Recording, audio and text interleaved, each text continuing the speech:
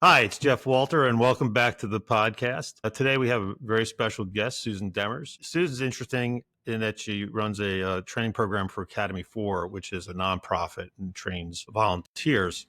And, often when we think about extended enterprise learning, we're thinking of resellers and service providers and training customers. But there are a lot of different use cases when it comes to training people that are outside of your four walls and in the nonprofit sector, training volunteers and training beneficiaries, for that matter, is a important component of what a lot of nonprofit charities do or need to do in order to be successful in their mission. So I thought it'd be really interesting today if we looked at that use case.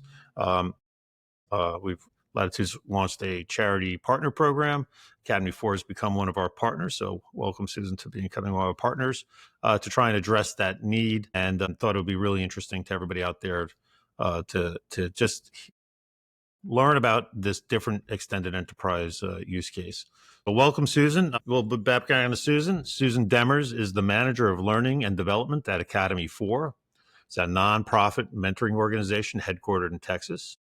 Her career began as newspaper reporting, where she honed her knack for storytelling and communication. Eventually, she pivoted to the corporate side, diving into training and development, a passion that led her to become a freelance instructional designer for many years, specializing in e-learning and development. In her full-time role at Academy 4, Susan blends creativity and expertise to design impactful training programs for both staff and the organization's ever-growing team of 6,000 plus volunteers. Mhm. 6,000, that's a lot. And Yes. so welcome to the program, Susan. Great to have Well, you. thank you so much. I'm so happy to be here. 6,000 plus volunteers in the upcoming school year. We're actually expecting 6,500 volunteers to be serving with our organization. Holy cow. And So, yeah, so I'm charged with making sure that these volunteers are trained and ready to do the mentoring role that they're doing. so why don't you tell me a little bit about Academy 4? Like, what is it you guys are doing? I And will. going from 6,500 is a ton of folks. But what is it you're doing? What's the mission of Academy 4? Simply, our mission is changing lives through relationships. And the way that we do that, the main part of our program is a mentoring program for fourth graders in the schools that we serve. And it's a very unique program in that we have one mentor for every fourth grader in the school, and they meet all together at the same time once a month for an hour and a half. What's fascinating about that is some elementary schools may have 40 fourth graders total. Some may have 150 fourth graders. But no matter how many fourth graders, everyone gets their own mentor and they all show up at the same time. And every mentor We is only mentoring one child? one child. It's a Holy smokes. one-on-one That's very relationship personal. building. Yes, Yeah. they meet 9 times in the school year. And it's very fun to see the relationship building that goes on with these fourth graders and these mentors. Our program started in 2012 in Fort Worth, Texas, when St. Paul Lutheran Church, a group of their congregation and their ministers, wanted to do this leadership mentoring program that they designed in one particular Fort Worth school, Daggett Elementary, which is a kind of an inner city school in Fort Worth. And just as an aside, we only do our program in Title I elementary schools, which Okay. means that at least 50% of the students are on free or reduced lunch program. Okay. Typically in the schools that we serve, it's more like 80 plus percent of students are on free or reduced lunch. So that kind of tells you the population that we're working with. Anyway, the St. Paul Lutheran Church wanted to do a mentoring program that they came up with.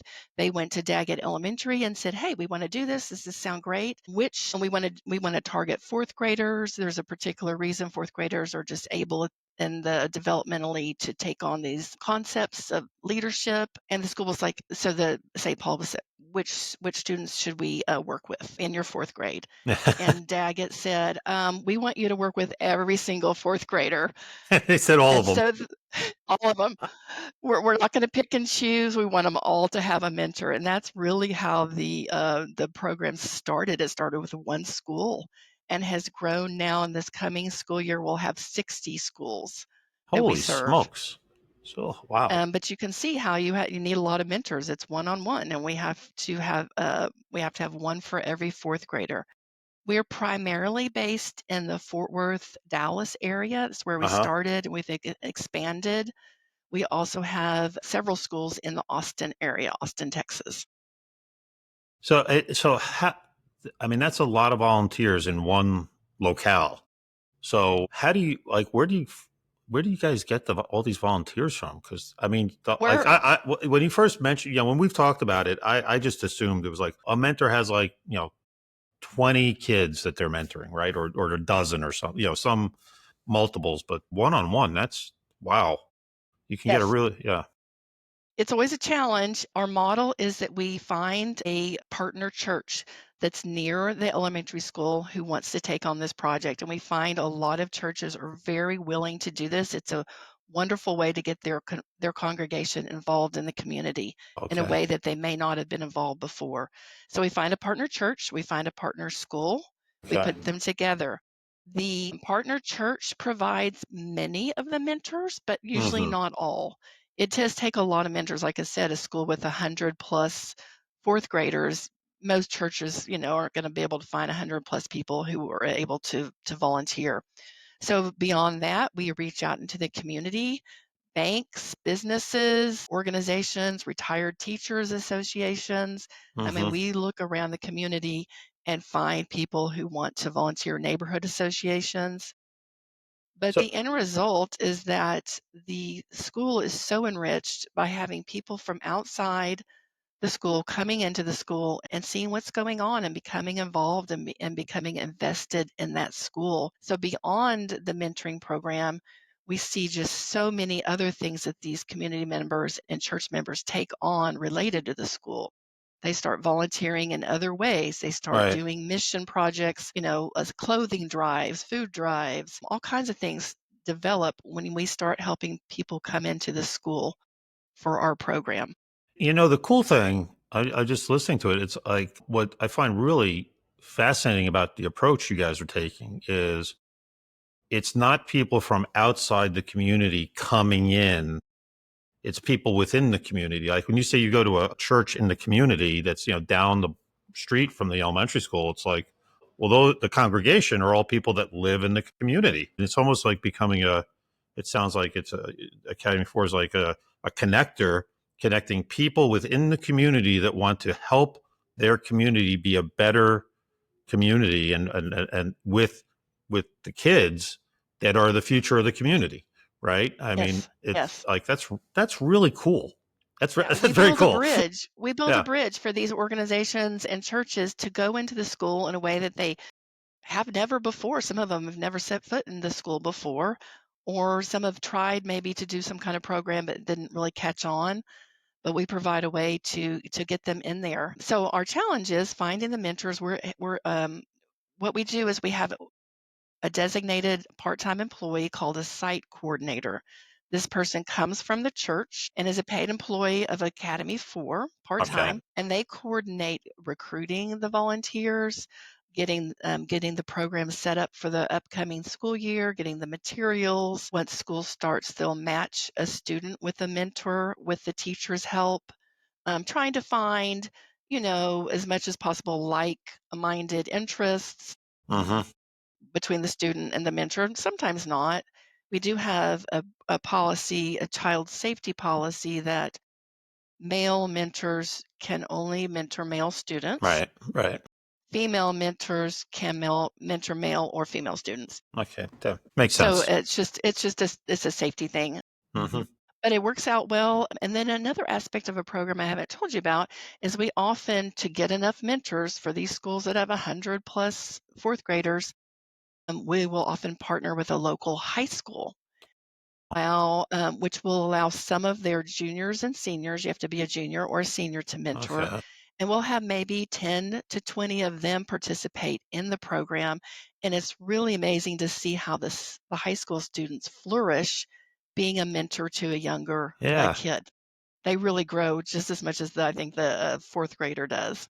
Well, that kind of goes back to like what you said earlier, which is just I just think it's really cool. It's it's using the people, it's connecting the people within the community to the younger people in the community that might not have those types of older folks to give them guidance, right? Exactly. And that is so cool. That's Yeah. really The really fun thing about 4th graders is they love whatever mentor they get. They don't care if it's a high school student, they don't care if it's a young adult, they don't care if we have 80-year-old plus mentors. hmm They are so excited to have someone spend one-on-one time with them. And the way the program works, it's an hour and a half meeting once a month. We start out with a leadership development curriculum, very much designed for 4th graders. It involves a lot of interaction between the mentor and the student, a lot of discussion. And then the last part of it is just playing board games and just hanging out together, playing, Battleship or Connect Four or whatever kind of board game that they love. But it's just, again, continuing that relationship, just chatting and talking. We have so much, our teachers, our 4th grade teachers, just, I mean, some of them are in tears when they're seeing the beautiful smiles on their kids' faces. I've heard stories from fourth grade teachers saying things like, this particular kid doesn't even smile in the classroom, doesn't talk, doesn't interact with anyone. And then here he is chatting, talking, and having a great time. It's fun to see. so. So you say you guys have been doing this since 2010, I think you said 2012. 2012. So it's been a while. I would imagine, and you talked about how the church or the volunteers will see other needs within the school and do other things that are outside the purview of Academy 4 per se. But I would also imagine that over the course of the year, some pretty strong relationships develop between the mentor and mentee. And have you seen over the 12, 13 years you guys been doing this, like is there a it may not be part of the cat it is like, are there ongoing relationships as the kids go to fifth, sixth, seventh, eighth grade? And is that within the Academy of Four, or is that just an organic thing that happens with, like, Well, we've designed Academy 4 to be a one-year program, right? and we have a formal ending to the mentoring relationship on the last session in May. Okay. And we really, for child safety reasons, do not encourage any outside contact with the children Okay. beyond it. Okay. The value is just in that 1 year of building relationship and seeing people. Now, we do have a 5th grade program. Okay. Our 5th graders, it's a much smaller program and it requires way fewer volunteers to put on.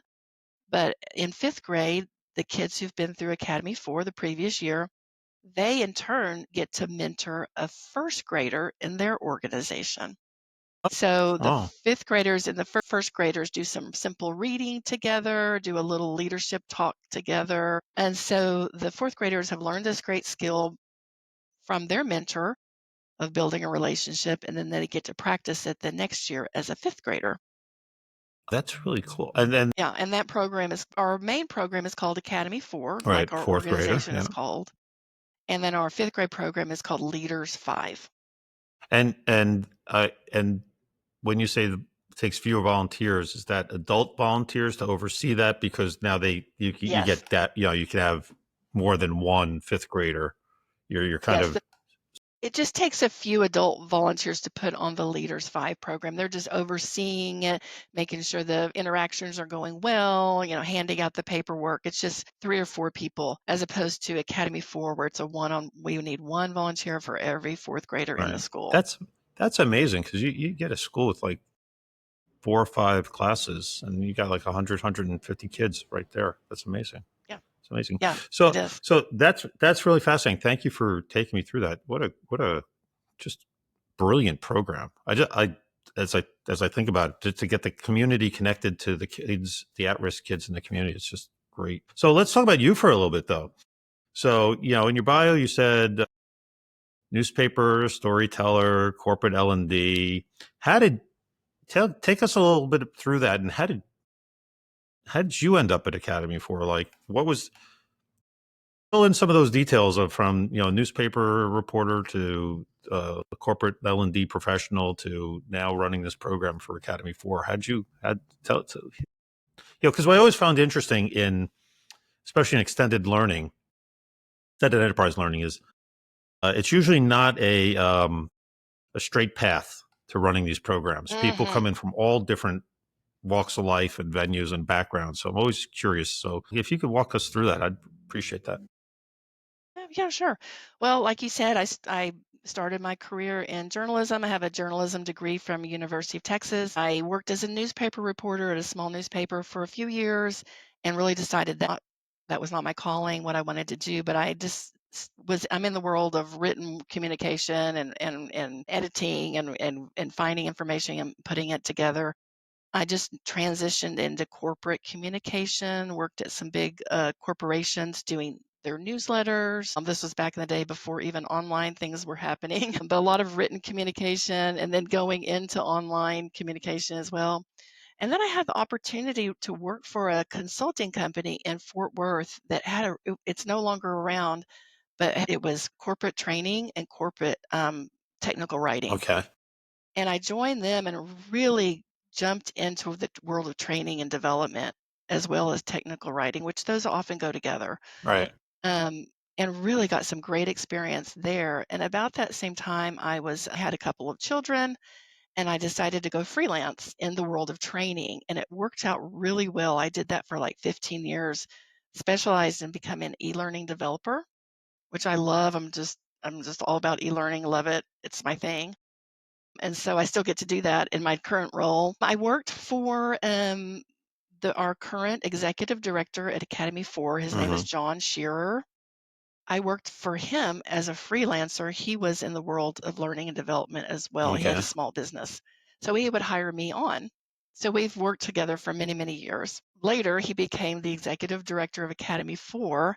This is about 6 years ago now, and I was doing other things. I was working full time somewhere else, and I just reached out to him. I was looking for maybe another opportunity, and I really wanted to see if he had ideas of where I should apply or look for. And he said, "Well, we'd love to bring you on here.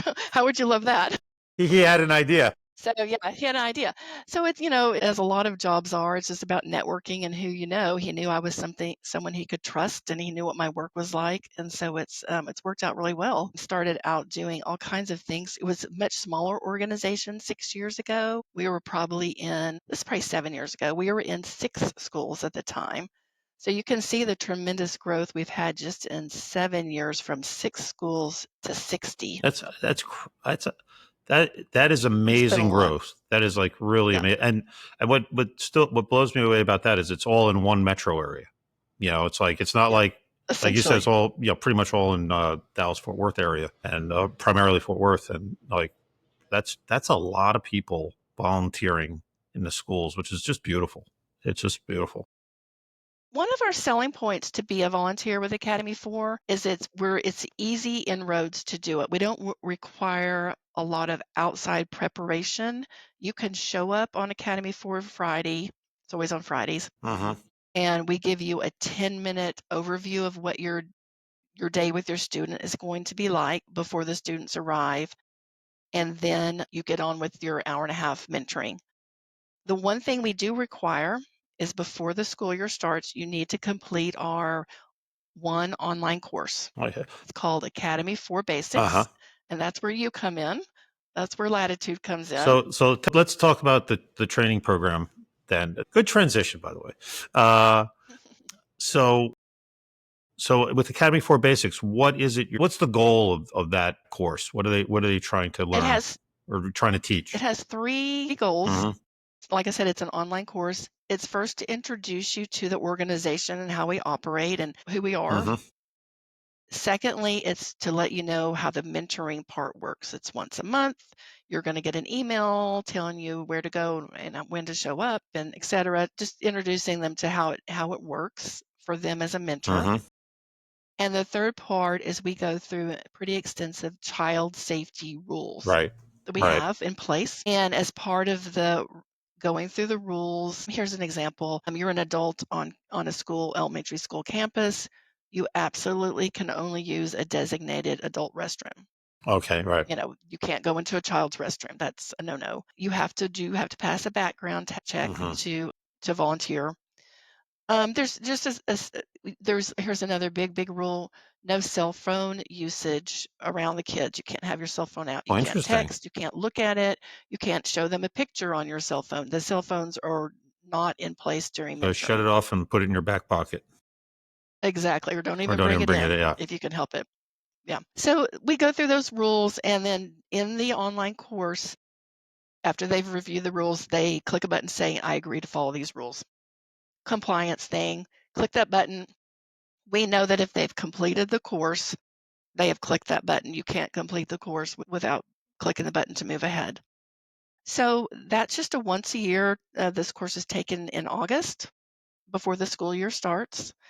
And every volunteer, we have a lot of returning Hmm. volunteers.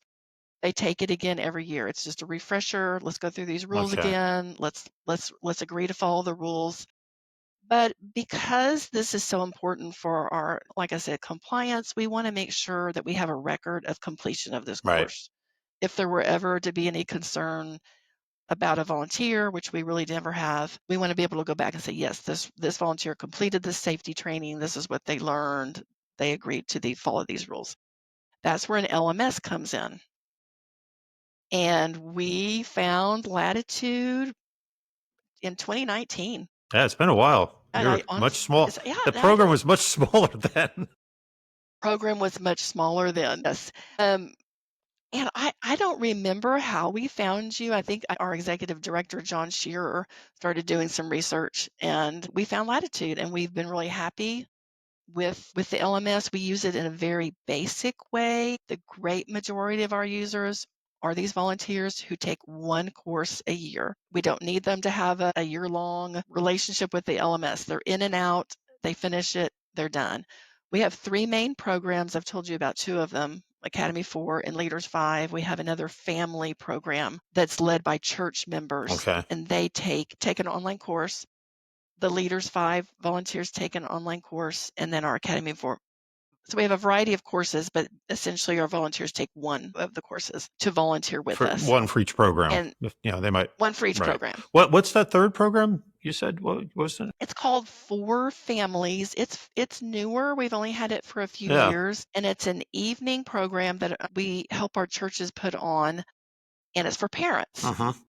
And it's parenting classes and getting to know, helping them to get to know each other. It's been a really good thing too. And then allowing the church members to get to know the families in a deeper way, Uh-huh. and helping them, when they need it. And some of these families have started attending the churches that are putting on this program.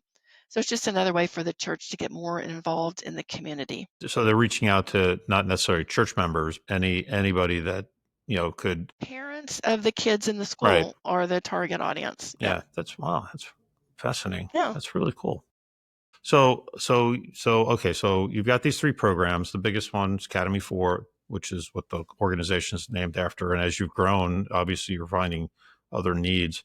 And thank you for those kind words about Latitude. Appreciate that. But and so they take it every year and it's a kind of is the course updated regularly or?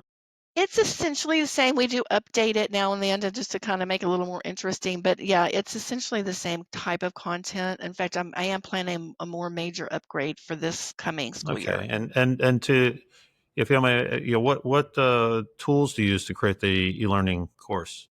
I use Articulate Okay. Rise primarily. I do have a background on using Articulate Storyline, which is the more in-depth tool, e-learning development Right. tool. But I find for our use and our needs, Rise does a really great job. How would you compare and contrast? You kind what makes them different from a practitioner perspective? I would say Rise is much more template based. You can just drag in these what they're called blocks and add in your content. You add in your videos, add in your images, words, etc. It's just easier to use. Storyline has much more robust and can do more complicated Mm-hmm. interactions. So if you were trying to train someone, to I don't know, work on a jet engine and you needed intricate diagrams and then them to be able to click on something and really explore deeply, that would be the better tool, but for Rise is just presenting information. It almost comes across as a website that you scroll down to get additional information. You just scroll, scroll, scroll. You come to a video, you watch it, keep going, do a little interaction, a little drag and drop, click click here to learn some more things. So for It's just simpler. It's rapid e-learning development for sure. Okay. So one of the things we had talked about, in the charity side, when you're training the volunteers, a lot of the times it's similar to what you're doing. You got these volunteers. They need to understand the organization and what it stands for, and it's what they're trying to accomplish.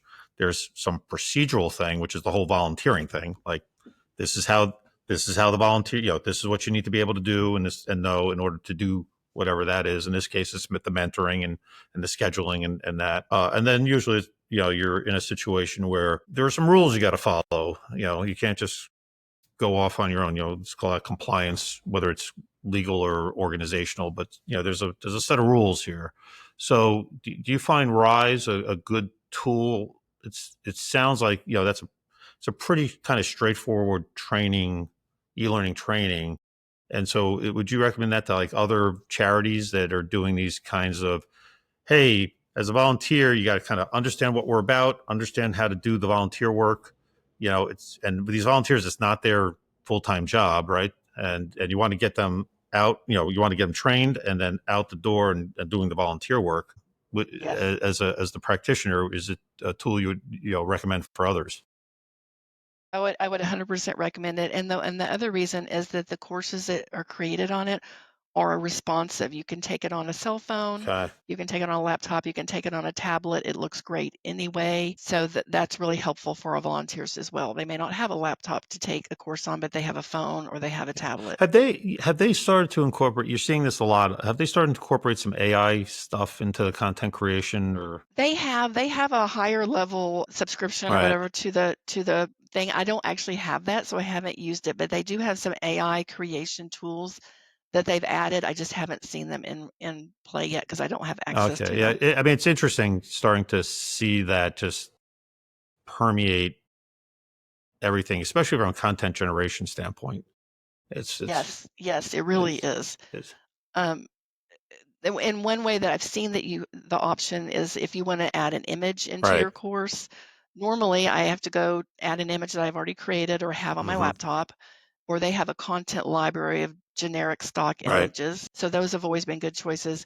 But now they have an AI image creation tool, but I haven't Okay. used it because I don't have Yeah. access to it. You have to pay more for it. I don't really need Yeah. that. I mean, most of our images, we have a marketing Right. department that has a great array of images, and they also create videos for me that I integrate into the training. So yeah, So yeah, interesting to see how quickly that technology is it's I've very yeah. interesting. I kind of Yes. feel like it's like internet 2.0. And I don't mean internet, but like I remember in the late 90s when the internet became a thing.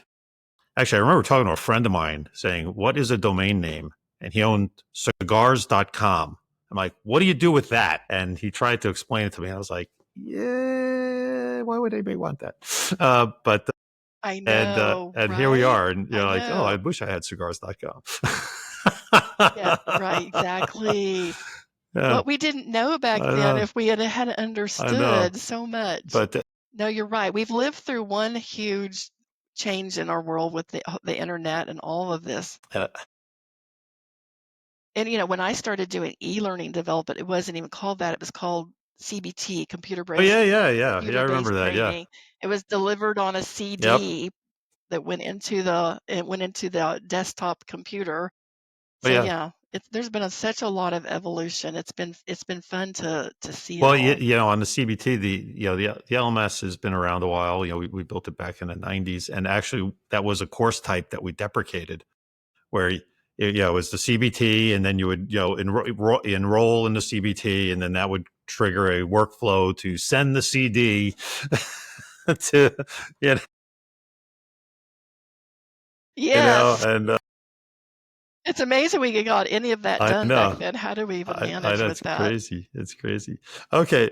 Well, I Yeah. remember when the bandwidth expanded up so much we could actually include videos in our training. That was a big, big deal because early on you couldn't even have a video. There just Yeah. wasn't enough Yeah. bandwidth or Well, whatever. yeah. I remember we had one client, an automotive client. We were building the internet platform for them to deal with their dealers, and the requirement was every page had to load within 10 seconds over a 56K dial-up line or something like that. Yeah, it is just Oh, no. yeah, yeah. So like images gone, right? Yeah, Just yeah, yeah. that was Oh, funny, no, but no. I'm dating myself now. So but so okay, so one other thing people like to understand is okay. So you've got the focus, you've got your course, you got a platform that people can get onto it and take it, and you can track and do the annual retaking of the course. What have been some of the bigger challenges you faced in delivering the training program or getting everybody on it, or what's been the biggest challenge for you? I would say that a lot of our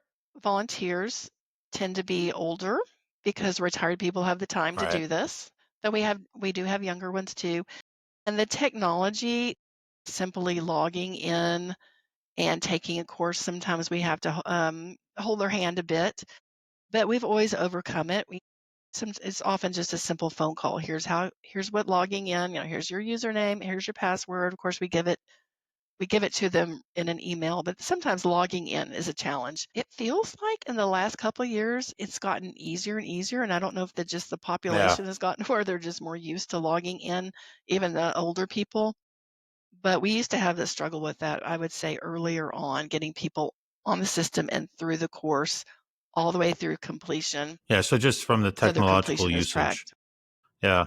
Yeah. One of my favorite stories there is my father in law was in his 80s. We tried to get him online for years, because we go on the Facebook to see the kids, and he's a pretty smart guy, but just like no, right? And would have Yeah. difficulty. And then but he Yeah. loves to play poker. And then and then I got him onto a, online poker site for where you play with play money, and then he didn't like that one, and he found one that you had to have a Facebook account on, and he was like, I want, yeah, I want to play this one. This is a better one. Yeah, and he's like, okay, well, you got to get to the Facebook, and then it's like, and all of a sudden, next thing you know, he's like, oh my god, there's pictures of all my grandkids here. I'm like, yes, we've been saying that. It was Oh, so cute. you've been Yeah. trying to, yeah. So, but but That's I think funny. you're right. I think as time goes on, that the technology it's more prevalent, especially in the older generation. So, and okay, and so what's ahead for the training program or for Academy Four? Sounds like you're expanding into new programs. What's the future look like for you guys? Well, one thing is I'm circling back and doing a bigger focus on is our staff Okay, training. We have about 30 full-time employees, and then like our site coordinators that I mentioned that actually put on the program at each school. There are 60 plus of that because actually some schools have two site coordinators because yeah, they're so makes big and they sense. need two people to administer it. So, all in all, we have about 100 employees, and we're really doing some more focus on leadership development for our full-time Uh huh. staff. We put out a compliance course on workplace harassment Right. prevention. Just needed to be out there, so I created a course on that everyone has taken. That's hosted on Latitude. Just exploring, just like I said, the leadership development. We had a professor from Texas Christian University who volunteered her time recently and put on a workshop. It was over 6 weeks, six different sessions, and it was on conversation skills, improving your conversation. She's a business professor, and she actually gives this course to her this training to her Okay. graduate students. And so she's a friend of Academy 4, and she gave it to our team. And one fun thing that she gave us after the workshop was over was a trained chat bot that we Oh, can practice our conversation, our difficult conversation skills with. I'm about to release that to our full-time staff wow. and explain how to use it. And so I've played around with that and talking about the changes in technology. The AI can talk to you Mm-hmm. and coach you through how to present a difficult conversation in the workplace, And I think that's going to be just a game changer, those kinds of AI innovations as they come on board and we start Yeah, adopting them. so it's an avatar chatbot for this. You know, that's like it's things I've been seeing. I'm really excited about because one thing, been in learning development for a couple of decades now, and I think we've done a really good job over the years in terms of being able to do knowledge acquisition, right? Like creating training programs that were really good at, hey, I have this program. You're one of my learners. I need you to know X. And between e-learning and web-based learning and all these different modalities, I think we do a pretty good job as an industry at creating the environment and the ability for me to teach a large population X, so they know X. But skill development has always been hard because skill development is all about practice and coaching, right? And the analogy I always use is driving a car, right? Like when you get your driver's license, you got to pass the written test, which is the knowledge. You got to know what that red sign means at the corner and what the yellow line in the middle means. Then, then once you pass your written test, now you know that you have to do the skill development of driving, right? Like how to actually drive, how to pull onto a freeway, how to parallel park, and that is all practice and coaching. Usually an older, a parent or older sibling or a friend taking you into a parking lot, setting up cones, parking and doing all that stuff. So um, and it's always been it's been hard for us as learning and development professionals because that's a very expensive, time consuming thing to do. And hear stories like what you were just saying. It's like, oh, she gave me this chatbot that we can just practice with. I think we're going to see a huge improvement from an L&D side on using those simulators, those avatars to develop soft skills. Like you said, like Mhm, have difficult mhm, conversations and how do you approach them, and mhm, and mhm. and then using virtual reality simulation to build to practice some of the hard skills, like technical things like turn this, do this, switch that. So it's really exciting. Right. It's very, very, very exciting. I think it's a very exciting time for that. I think we'll see a huge increase in skill development. So I think so too. Yeah, I'm just trying to stay on top of it and find out what's out there and figure out how to integrate it into yeah, what we one of the need. things we're looking at is building a chatbot, not an avatar, but the actual like chatbot. Build it into the LMS so that clients like you could point the chatbot at some resources or courses, and it would use that as the knowledge base and then your learners, your students, or anybody could ask questions, right? Like take your rules, like, hey, is it okay if I smoke in the parking lot, right? If I take a smoke break in the parking lot, and it would, assuming that was in your resources or in your knowledge base, the chatbot would come say, "Oh no, it's not okay," or "We don't have a policy on that," or whatever. Whatever the response would be. I would assume the answer on that one is probably no, you can't, uh, and or you shouldn't. But then it would also reference the resource and or the course that information was, so that if you want to go into more detail. So we're looking at that, but it's just fascinating how this is going, and Yes. I'm just seeing, especially on some of the. Oh, so the funny story you were talking about the avatar. I don't know if I told you the story about the interviewer avatar. Did I tell you that? Did we talk about that? So Mm-mm. this is last year. I'm at a conference, and a gentleman's talking about soft skill development using these avatars, and he was a recruiter or head of recruiting for a large Fortune 500 company, and they were playing with that technology, and he took it home, and it was trying to train the interviewer to interview candidates. And so he took the Mm-hmm. so he took the two home, and he's interviewing the avatar and doing all the things right. And he's like, okay, kind of, okay, it seems to be working the way we want it. And then he's in his home office. He's like, I'm going to see if I can get the avatar to cry. And so he starts, you know, belittling it and yelling at it and all this type of stuff. And his wife No. is in the next room listening. And he comes out after 50. He couldn't get it to cry, but his wife comes out of the next room and she goes, what was that all about? I've never seen you get that mad. And it's like, oh, no, no, no, no, no. And then she's like, that poor person, you were just so mean to them. And she was like, no, no, no, no, no. Yeah, I was testing this avatar. That's so funny. My goodness. And he couldn't get it to cry. They don't have feelings, I I guess it guess. was not programmed to right, but it's really, I think it's really fascinating, cool stuff. So Hmm. shifting gears a little, when you're not doing this type of stuff, one of the things I find interesting is, well, what do you like to learn about? Yeah, we're always talking about what we're doing professionally and what we're trying to teach people and skills we're trying to develop. But what's your favorite topic of things to learn about? Yeah, what do you like to learn about in your spare time when you're not building this? That's a great question. I love history, especially Texas history. I'm a fifth generation Texan, so I have a lot of roots in the state. So anything about historical Texas, I love.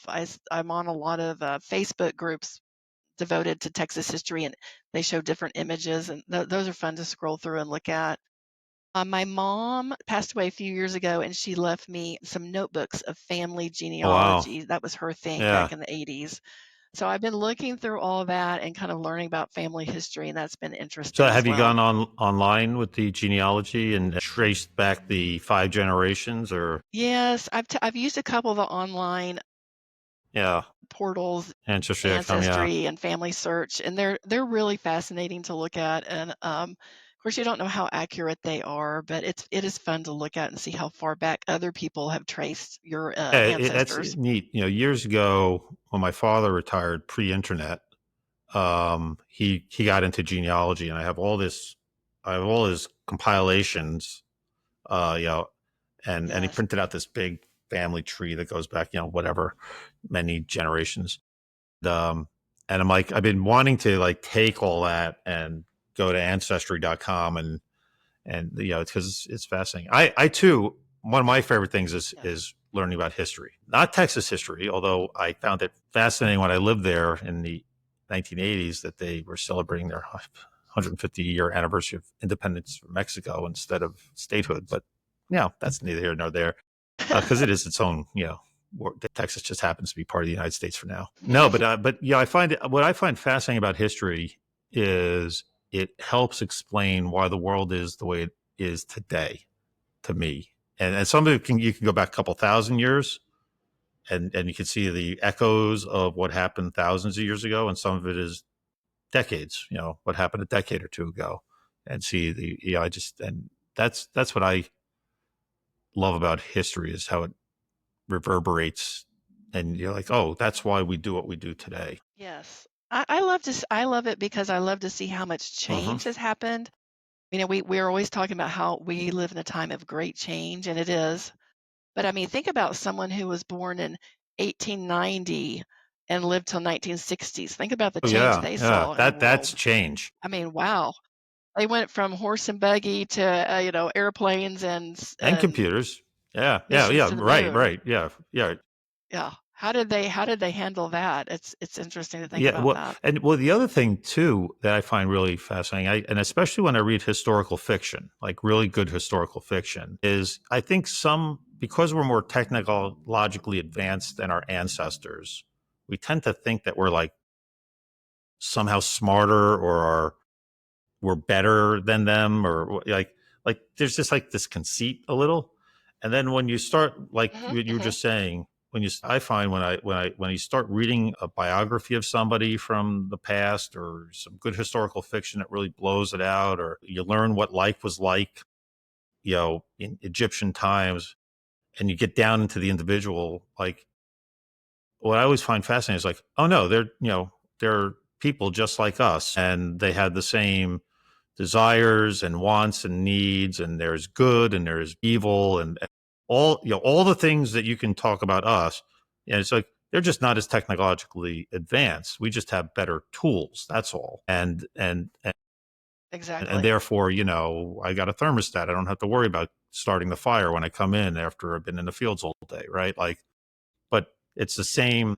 Right. You really, and I feel like you really connect with them as people, and you don't feel it. It kind of sits there and go, "Oh, okay, they're just people trying to get through their life." And like you said, like, you think Yes. this is change. You know, try having your city sacked. That's change. There's some change right? Or, there, right? yeah, Friday sure, yeah, adapted to deal with that. that. Like, yeah. So it's really fascinating.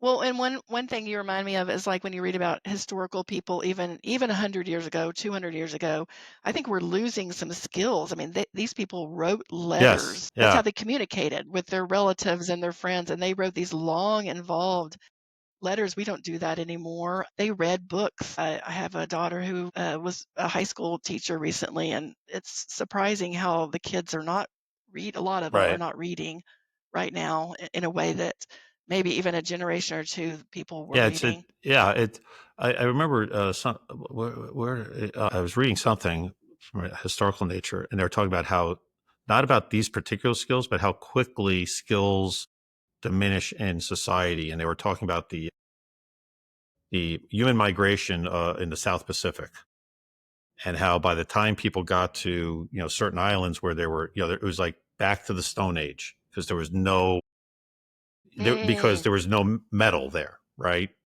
Oh, is it when I was in Hawaii and we are talking about the early settlers into Hawaii? And it was, um, you know, when if you trace it back a few generations to Asia as they came across, it's like they just lost all what was amazing was how quickly you lose the skills because nobody's practicing them, right?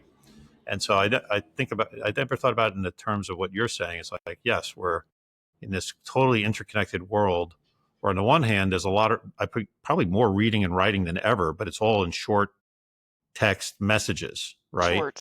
And as opposed to long length letters because I can't get your feedback instantaneously. So I gotta put that thought to paper. So that's interesting. That's really interesting. All right. Well, anything else you want to chat about while we're together? It's been a really fun conversation. I've really enjoyed it. I It get has been fun. No, I don't have anything else. I okay. think we Well, covered a one lot. thing I would maybe we can close on is the Academy Four is growing rapidly, which is a testament to you're obviously tapped into a need there and making a difference in the world, which is a beautiful thing. If somebody was in the Dallas Fort Worth area and wanted to volunteer, what would the best way for them to get out and volunteer be? They would go to our website, academy4.org, just academy, the number 4.org, and there is literally a place to volunteer, to register to volunteer. You answer some questions, who you are. You can specify a particular school, or if you don't know what would make more sense for you to volunteer, you can leave that blank, and we'll help you figure out the best school for you to volunteer at. But yeah, we're actively recruiting. We're getting ready for the next school year. It'll be here Yeah, before we know it. it's beginning of the summer, right? Yeah, perfect. Well, Hmm. thank you, Susan. I learned a lot today. I love these because I get to learn more. I learn more about Academy 4 and the great work you guys are doing, and I really appreciate your time. It's been very educational. So thank you for your time and effort. Thank you. Thank you for All right, having me. It's and been to everybody fun. out there, thank you for listening. We always appreciate it, and have a lovely day. We'll see you later.